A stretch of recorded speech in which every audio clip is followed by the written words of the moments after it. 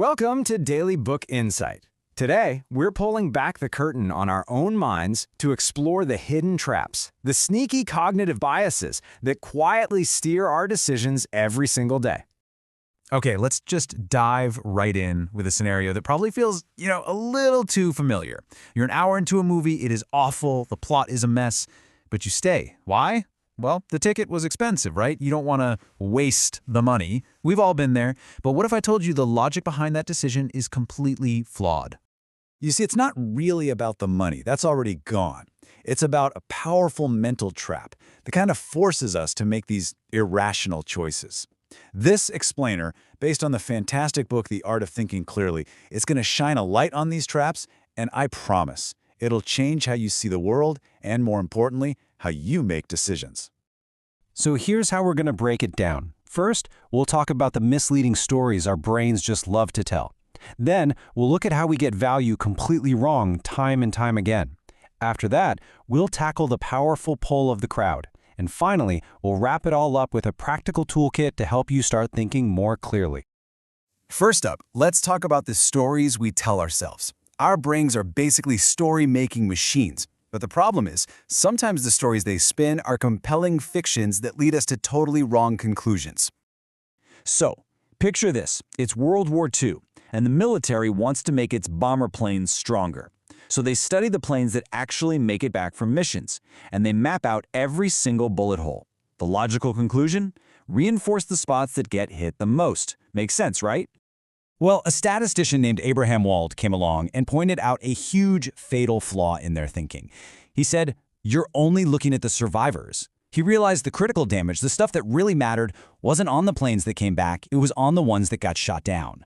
The areas with no bullet holes on the returning planes, those were the most vulnerable spots. That's where they needed the armor. And this is a perfect illustration of what we call survivorship bias. We do this all the time.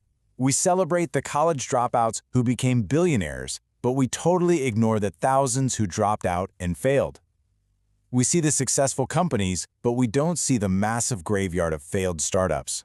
This bias makes us wildly overestimate our chances of success. This tendency to only look at the winners leads right into another powerful bias. As Warren Buffett brilliantly put it, we are masters at twisting new information to fit what we already believe. This is confirmation bias. If you think a certain stock is a winner, you'll hunt for news that proves you right and just wave away anything that suggests you're wrong. Now here's another fun way our brain's love for a good story can trick us. Take a look at these two statements. Which one seems more likely to be true? A, I had 2 flat tires this morning, or B, I had 2 flat tires this morning because I drove by a construction site. Now, most people, their gut just screams B. It just feels more real because it gives a reason, it tells a little story. But here's the thing. Statistically, A is way more probable. For B to be true, 2 things have to happen. For A, only 1 does. This is the conjunction fallacy. We are absolute suckers for a good narrative, even when it flies in the face of logic. All right, let's move into our next section, where we'll explore how our internal calculator just goes completely haywire. We make consistent, predictable mistakes when we're trying to judge cost, make choices, and understand growth. And this brings us right back to that terrible movie. You stay because you've already invested the $15 for the ticket. But that money is gone. It's gone whether you stay or leave. It's what's called a sunk cost. By staying, you're not getting your money back, you're just doubling down on your loss by wasting your time too. The truly rational move is to cut your losses and walk out. And this fallacy is absolutely everywhere. It's the reason people stay in dead-end jobs, in toxic relationships, or keep pouring money into a business that's clearly failing. We get so attached to what we've already put in that we stop making decisions based on the future. Okay, time for a different kind of value judgment. Let's say I offer you one of 2 payment plans for a month's work. Option A, I give you $1,000 every single day. Or option B, I give you 1 penny on day 1 and it doubles every day for 30 days. Which one are you taking? I mean, our intuition just screams for option A, right? $30,000, that sounds great. Option B starts so painfully slow. By day 20, you've only got about $5 grand, and you'd be kicking yourself. But then, in those last 10 days, the incredible power of exponential growth just explodes. Yeah, option B leaves you with over $5 million. This shows us a huge flaw in our thinking. Our brains just aren't wired to get exponential growth. So when it comes to things like compound interest or how things go viral, never trust your gut, always do the math. Now let's talk about choice. We're always told that more choice is better. But a famous experiment with jelly tells a very different story. One day, a store offered shoppers 24 different flavors of jelly. The next day, they only offered 6. And guess what? Sales were 10 times higher on the day with fewer options. This is the paradox of choice. An overload of options can lead to anxiety and paralysis, where we just end up choosing nothing. And even when we do choose, we're often less happy with our decision, always wondering if one of the other 100 options would have been just a little bit better. Sometimes, less really is more. Okay, so we've looked at our internal stories and our broken sense of value. Now, let's turn outward and explore our deeply social nature and how just being around other people can short-circuit our rational brain. So, you're walking down a busy city street, minding your own business, and you see a small crowd of people has just stopped. They're all staring up at the top of a building. Come on, be honest. You almost certainly would. You have no idea what they're looking at, but the simple fact that they're all looking is enough to make you stop and look too. It's this powerful automatic impulse. This is social proof in action.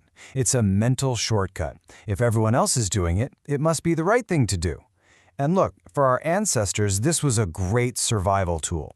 If everyone suddenly starts running, you don't stop and ask why, you just run.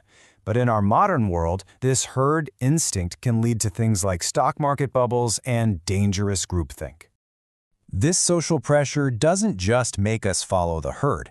It also affects who we surround ourselves with. As the entrepreneur Guy Kawasaki famously said, there's a pattern in hiring that reveals another hidden bias.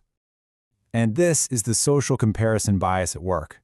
Deep down, we tend to feel threatened by people who might be better than us at something.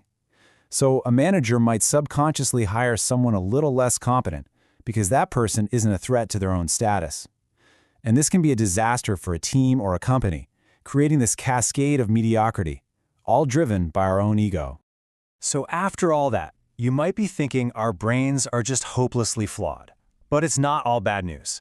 What can we actually do about it? How do we fight back against these invisible forces and start making genuinely better decisions? Well, the first and most powerful tool is just awareness. Seriously, just knowing these biases exist lets you hit the pause button. When you feel that strong pull toward a decision, just ask yourself, wait a minute, am I only seeing the success stories here? Am I letting a sunk cost mess with my future? Or am I just following the crowd? Forcing that moment of reflection is half the battle. Thinking about this isn't just some abstract exercise. It is a practical tool. I mean, think about it. Which big decision in your life right now, your career, an investment, a relationship, might look totally different if you filtered out these biases? This awareness gives you the power to step outside your brain's automatic programming and start designing a more rational and rewarding life. Thank you for joining this daily book insight. If this explainer helped you upgrade your thinking, please like, subscribe, and share it with family and friends who want to upgrade their life.